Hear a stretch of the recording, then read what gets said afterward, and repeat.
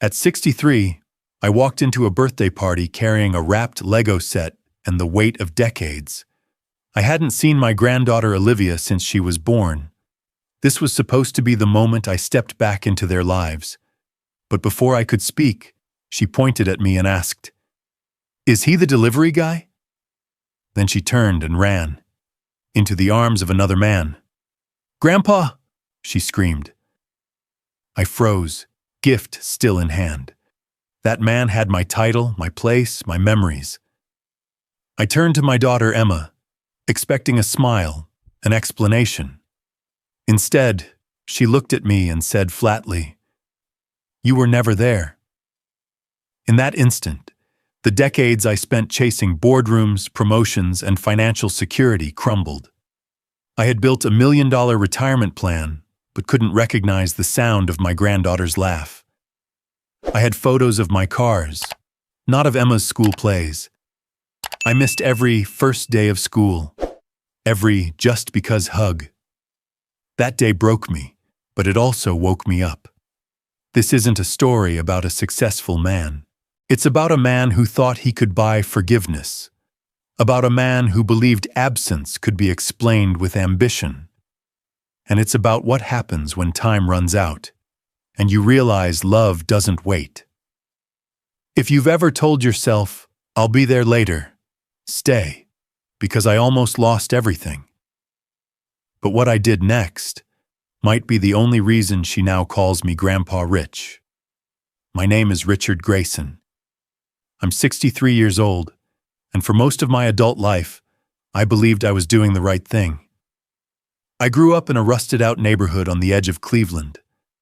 My father died in a car accident when I was 6.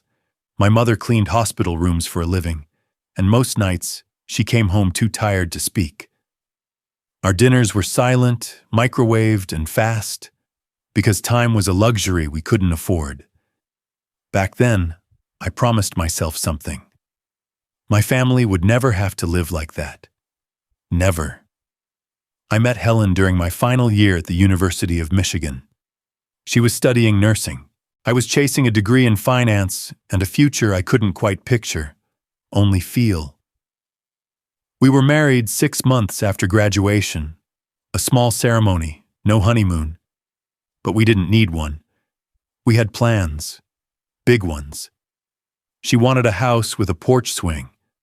I wanted a title with a corner office. Our daughter Emma came 3 years later. I remember holding her in the hospital and whispering, "I swear to you, you'll never know what it's like to be hungry or scared." She wrapped her tiny fingers around mine, and I felt like I'd already won. I didn't know that was the beginning of everything, and the start of my absence.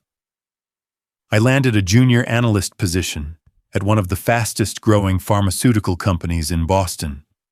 It was supposed to be temporary, just a stepping stone. But stepping stones turn into staircases when you're running. I worked 12-hour days, then 14. I missed dinners, then birthdays. Promotions came, one after another, each one a new badge of honor, and a deeper hole at home. Helen understood at first. She supported every decision. When I missed our anniversary for a conference in D.C., she left a note. "Make it count. We're proud of you." I framed it, thought it was romantic, proof that she believed in the mission. That mission, build the life we never had. Emma was 5 when I bought our dream house. 5 bedrooms, 2 fireplaces, granite counters, every box checked. I thought they'd be thrilled. Helen smiled politely. Emma asked if her room could be pink. That night, I booked a flight to Toronto to close a merger deal. I didn't tuck her in. I told myself she'd understand one day. 2 years later, I returned from a 6-day trip in London to find Emma waiting in the living room, clutching a card in her small hands. "Daddy," she said, "can you come to my birthday this weekend?" I crouched down, kissed her forehead. "Of course, sweetheart. I wouldn't miss it." I meant it. I truly did.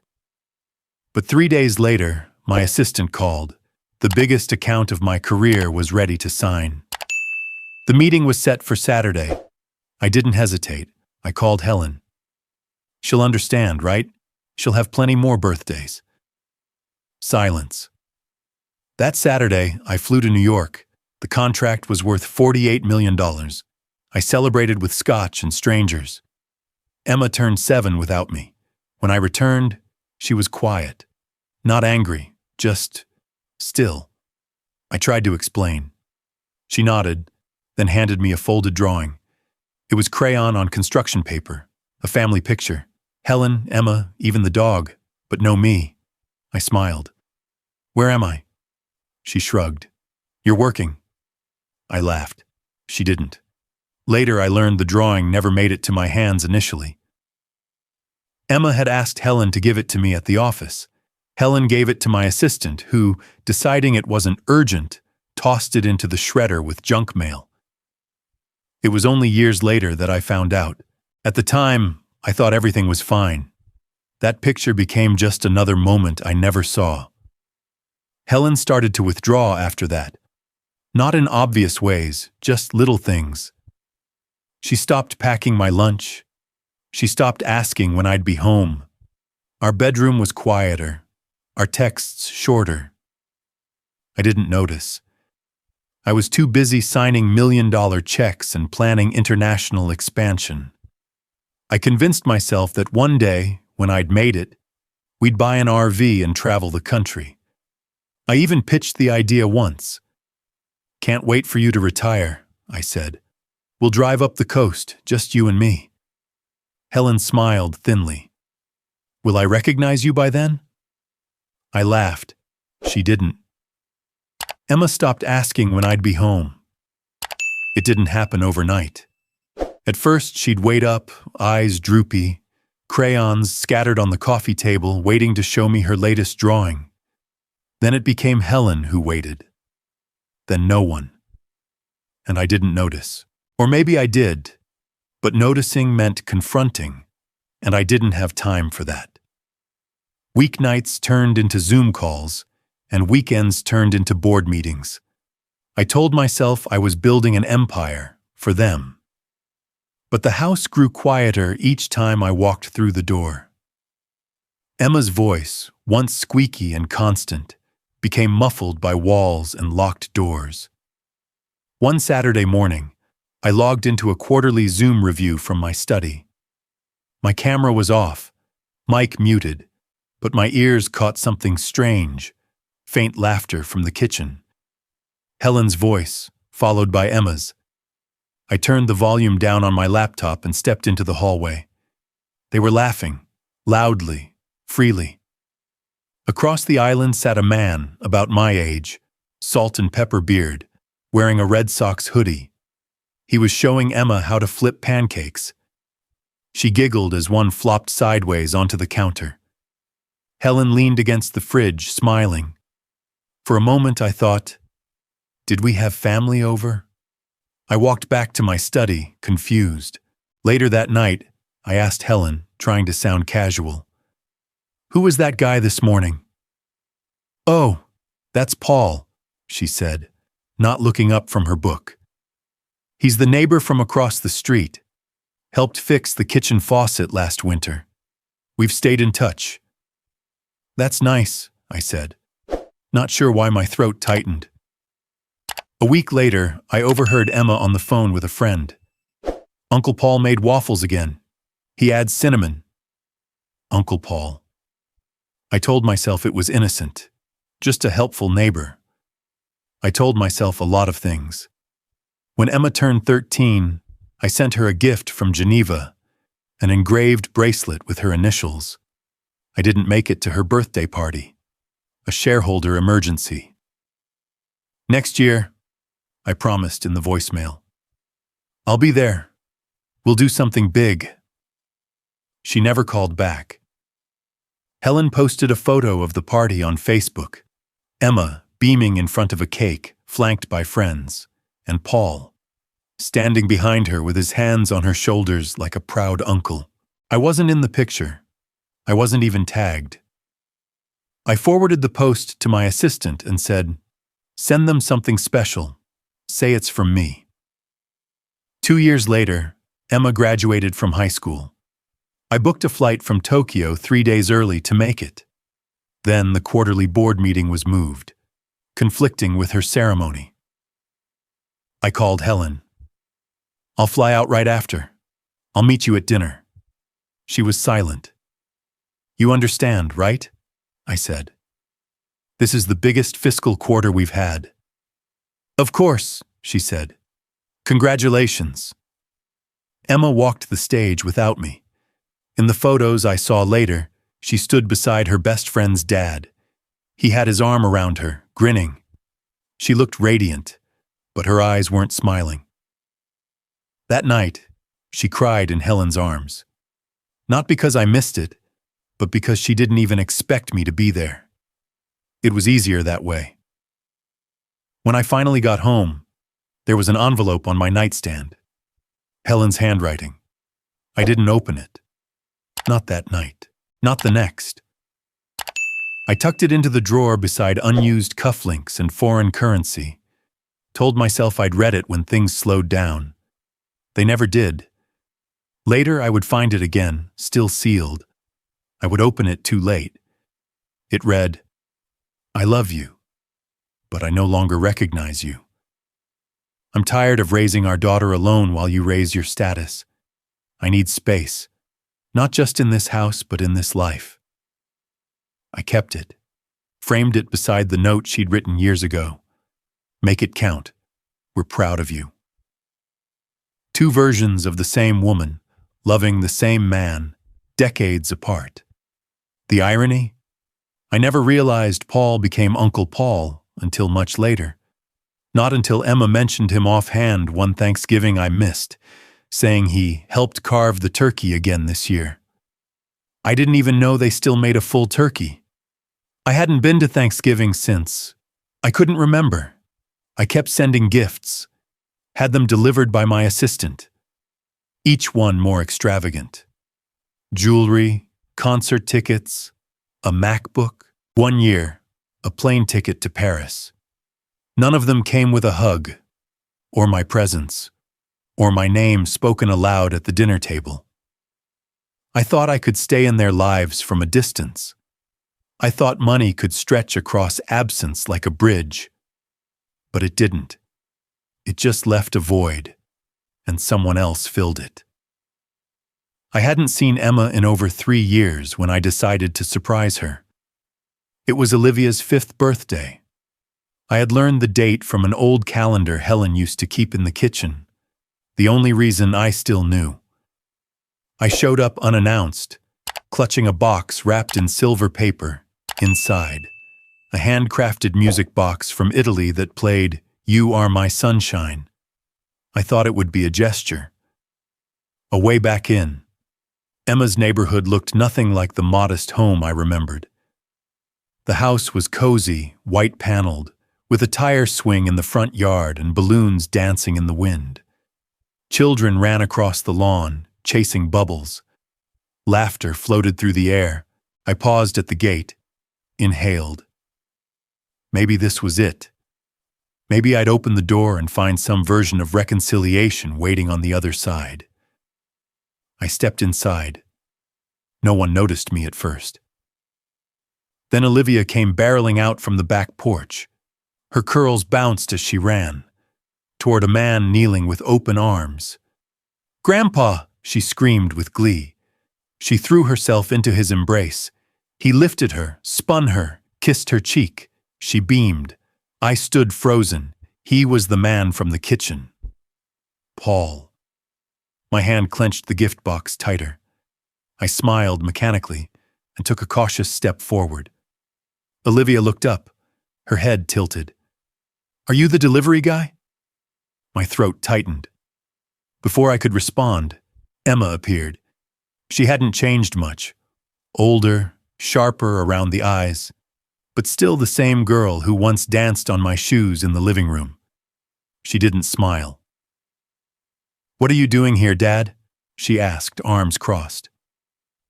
"I thought I'd surprise you," I said, holding up the gift. For Olivia.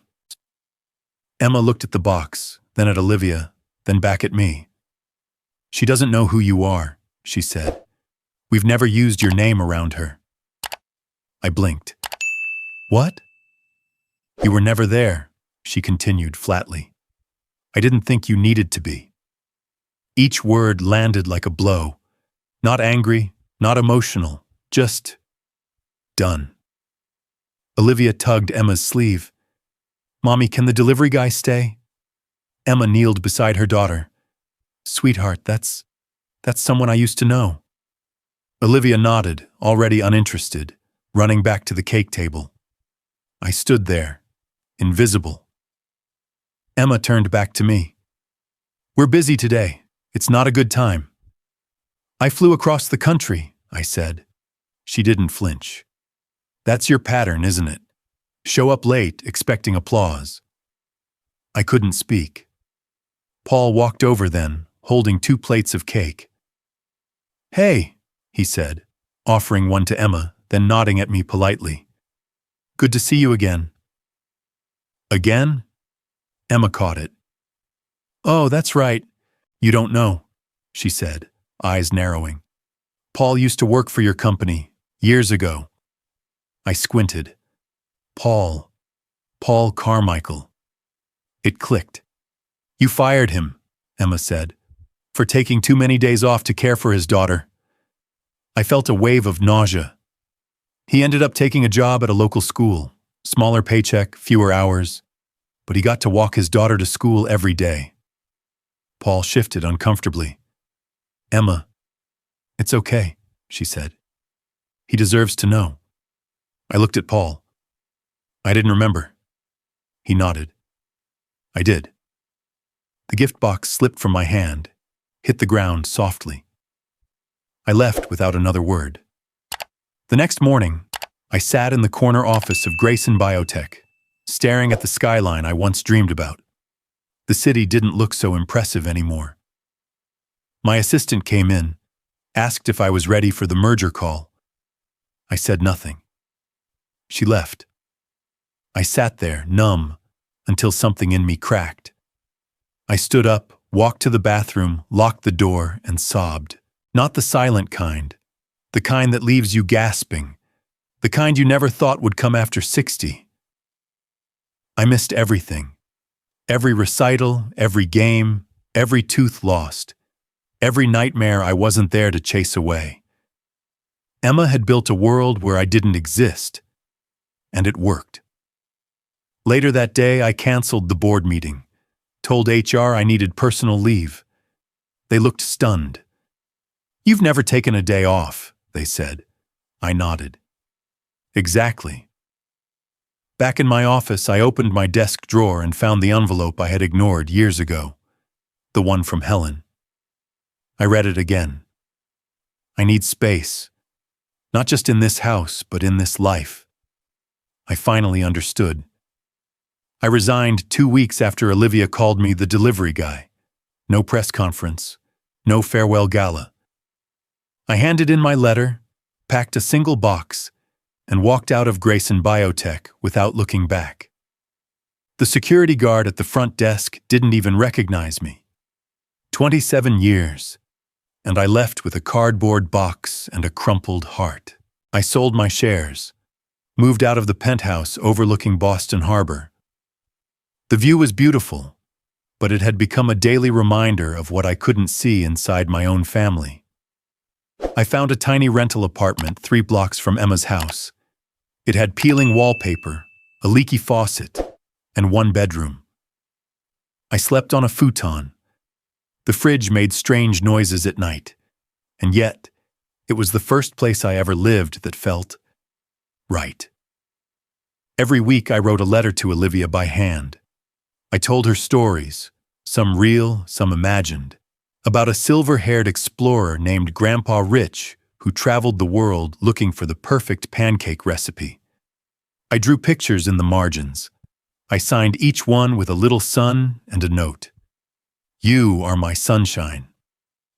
I never got a reply. Still, I kept writing. On Saturdays, I went to the local library for watercolor classes.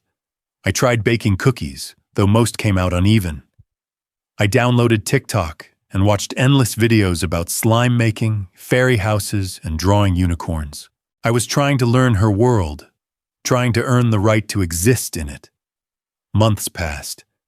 Then, one evening, I saw Emma standing at my door. She didn't knock, just stood there holding a stack of unopened envelopes. "You've been writing," she said. I nodded. "Every week." She handed them to me. "She's never seen them." I blinked. "Why?" "My husband," she said, voice strained. "He thought it would confuse her, that she didn't need two grandfathers." Twist. I sank into the couch, the letters heavy in my lap.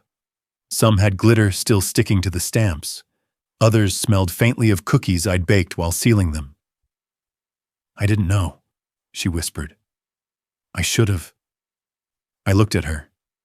"It's not too late." Emma didn't answer. She left the letters and walked out. A week later, she called. "There's a reading day at Olivia's school. They need volunteers. If you want, I can ask them to add your name?" I paused. "Yes, please." The classroom smelled like glue sticks and crayon dust. I read The Very Hungry Caterpillar to a group of kids sitting cross-legged. Olivia sat in the front row, arms folded, face unreadable. After the story, she approached slowly. "Thank you, Mr. Richard," she said. "Mr. Richard." It stung, but I smiled.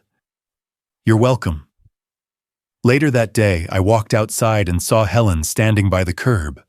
She looked older, but her presence was still grounding, like she carried gravity with her. "I heard," she said. "Heard what?" "You're trying." I nodded. "I don't know if it matters." Helen's eyes welled. "It matters to me." We stood there in silence, the weight of everything unspoken stretching between us. "You're doing the right thing," she finally said, "even if it's late." That night, I couldn't sleep. I pulled out my sketch pad and started drawing a silver-haired man with a crooked smile and a wrinkled map. Beside him stood a little girl with curls and a bright yellow dress. No labels, just two figures under a sky full of stars. A week later, Emma sent me a photo. It was Olivia's newest drawing. A man with gray hair and a red tie standing beside a girl with a blue balloon. No name, no title, just them, together.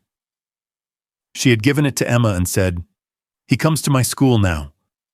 No one corrected her. Twist. Days passed. One morning, I overheard Olivia talking in the next room. The window was open. She whispered to someone. Maybe her doll, maybe herself. "I heard Mommy talking to Grandma," she said. "They said I don't know who he is." Silence. "But I think I do. I think he's mine." I sat at my desk, tears stinging my eyes. I was still Mr. Richard. But maybe, just maybe, I was becoming something more. "Can you watch her this Friday?" Emma asked one afternoon, her voice even. I blinked. "You mean, alone?" "She has half-day school. I have meetings." It was the first time Emma had ever asked me to be with Olivia by myself. I said yes before she finished her sentence. Friday came, and Olivia stood at my doorway, backpack slung over one shoulder, arms crossed. She looked me up and down like she was evaluating a substitute teacher. "I like my noodles with butter and cheese," she said. "I'll do my best," I replied. The kitchen became a war zone. I boiled water too early, overcooked the pasta, and nearly dropped the cheese grater into the pot. Olivia watched in silence, perched on the counter like a quiet judge. No complaints, no smiles either. When we sat down to eat, she pushed her bowl with her fork. "It's lumpy," she said. "I was going for rustic," I said, and she blinked, unsure if it was a joke. Afterward, we sat on the couch. I pulled out an old photo album. Helen had given it to me years ago, still wrapped in tissue paper. I never had the nerve to open it. We flipped through pages of baby Emma, holidays long gone, and one photo of me, asleep in a recliner. Emma curled on my chest. Olivia paused at that one. "Was that Mommy?" she asked. "Yes." "And that was you?" "It was," I nodded. "Once upon a time." She leaned in closer. "Are you really my grandpa?" I took a breath. "You get to decide that," I said. "I hope you say yes, but it's your choice." She looked at me, searching my face like she was trying to see underneath the skin. "I don't need a grandpa with money," she said. "I need one who remembers my birthday." Twist. I smiled. "I will," I said. "Every single year." From that day on, things shifted, but slowly, deliberately. I showed up to her piano recital even though I wasn't on the guest list. I stood in the back, behind taller parents, clapping softly, wiping tears when she played "Twinkle, Twinkle, Little Star." She didn't look at me during the performance, but when it ended, she scanned the crowd. Her eyes met mine. She didn't smile, but she didn't look away. 2 weeks later, I came to the school science fair. Olivia's volcano didn't erupt as planned. I knelt beside her display and said, "Volcanoes are dramatic. You're perfect as you are." She rolled her eyes but stood a little taller. Spring came, the annual school carnival. Balloons, popcorn, painted faces everywhere. I bought 2 tickets for the photo booth and waited. Olivia walked past with her friends, saw me, paused. "You got tokens?" she asked. I nodded. She grabbed my hand. "Grandpa, come take a picture with me." She said it clearly, confidently. My name. We posed. She made silly faces. I couldn't stop smiling. Later that night, Emma texted me a photo from the booth. Olivia sticking her tongue out, me mid-laugh. The caption read, "She asked to keep that one by her bed." A few weeks later, we attended a community theater show. Olivia was in the chorus, wearing a paper crown and waving a plastic wand. I brought flowers. She rolled her eyes again, but this time giggled after. After the show, Emma came over, hair pulled back, eyes soft. "Thanks for coming," she said. "Wouldn't miss it." She paused, then added, "Thanks, Dad." I froze. It had been decades since I heard her call me that. Twist. The next morning, I opened my email. A message from Olivia's school. Subject: Student Spotlight Submission. Olivia Thomas. I clicked. It was her essay. Who inspires me? Grandpa Rich. She wrote about the man who used to be far away, who now showed up, who didn't always get the cookies right but never missed a school event, who once drew a unicorn eating pancakes just to make her laugh. She ended the essay with, "He didn't start as my grandpa, but he earned it. And that's even better." I reread the last line 3 times. I printed it, framed it, and placed it beside the first letter Helen had written me. The contrast was sharp, but beautiful. I was no longer the man they had to tolerate from a distance. I was part of their lives, and this time, I wasn't leaving. I never thought I'd speak on a TEDx stage. I certainly never imagined I'd stand there not as a CEO or a financial expert, but as a cautionary tale. The red circle beneath my shoes felt heavier than any podium I'd ever taken. My voice trembled as I began. "My name is Richard Grayson. I used to be rich in everything but time." The talk was called "How I Lost My Family Chasing Security." I spoke about the birthdays I missed, the silence I filled with credit card gifts, the granddaughter who once called me a delivery guy. I didn't spare myself. I laid it all bare. And something strange happened. People listened. The video went viral. Messages poured in. Fathers, daughters, husbands who feared they were turning into me, teens who saw their own dads in my mistakes. Some were angry, some were grateful.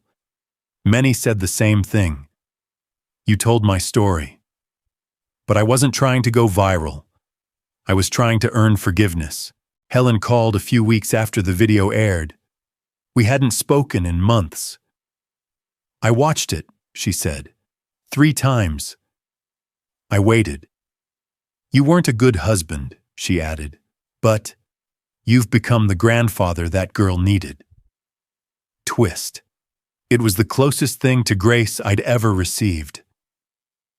A few months later, I started a scholarship fund in Helen's name for single mothers pursuing education. I didn't tell her. She found out through a school administrator who thanked her for the donation. She called again. You're full of surprises, she said, trying to be full of something better these days. Every Saturday morning, Olivia and I walked to the park. We didn't always talk. Sometimes we just sat on the bench beneath the sycamore tree, collecting leaves with odd shapes, making stories about them. That one looks like a dragon wing, she'd say. Or a pirate's map, I'd add. We built worlds between silences. She didn't call me Grandpa every time, but she never called me Mr. Richard again. One day, as we walked back, she asked, "Do you think people change?" "I hope so," I said, "or this would be a really boring ending." We laughed. Years passed. Olivia grew taller, wiser. She played violin, joined the drama club, became the kind of girl who read more than she talked, but had thoughts that could silence a room. And then, one autumn afternoon, I sat in the second row of her wedding. She was radiant, a mixture of Emma's quiet strength and Helen's fire. As she stepped up to the mic, voice shaking with emotion, she said, "My grandfather wasn't there the day I was born. He missed my first step, my first word, my first tooth. But one day, I called, and he came. And he kept showing up. When I needed help with science, when I wanted to learn how to bake, when I needed someone to walk me to school, he came." She paused, eyes scanning the crowd, finding mine. Some people arrive late to the party, but it's not about when they show up. It's about whether they stay. Grandpa Rich stayed, and because he did, I'm standing here stronger. Twist. I wasn't sure if I'd ever feel more whole than I did in that moment. After the reception, Emma hugged me tightly. "Thank you," I whispered. She pulled back, looked me in the eye. "I didn't forgive you, Dad," she said gently. I chose to begin again. Twist again, but not the kind that hurts, the kind that heals. In my final years, I lived simply. I gave up suits and spreadsheets. I taught community finance classes at the local library. I played checkers with Olivia's future kids. I wrote letters, hundreds of them. One for Olivia's birthdays, from 25 through 70. One for her first job, her first failure, her first gray hair. I wrote to Emma, too. Letters she hadn't asked for. Some I knew she might never open. But I wrote anyway. I wrote because presence isn't just being there. It's choosing to leave parts of yourself behind in ways that speak when you're gone. When I passed, I left no mansion, no stock portfolio, just memories, and a wooden box filled with envelopes, each one marked with an occasion. The morning after my funeral, Emma handed the first letter to Olivia.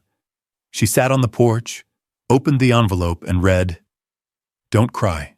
Just remember, I showed up when it mattered." Twist, final. She didn't cry. Not right then. She smiled. She placed the letter in her pocket and walked outside to the park bench under the old sycamore tree. And there, In the silence between two heartbeats, I lived again.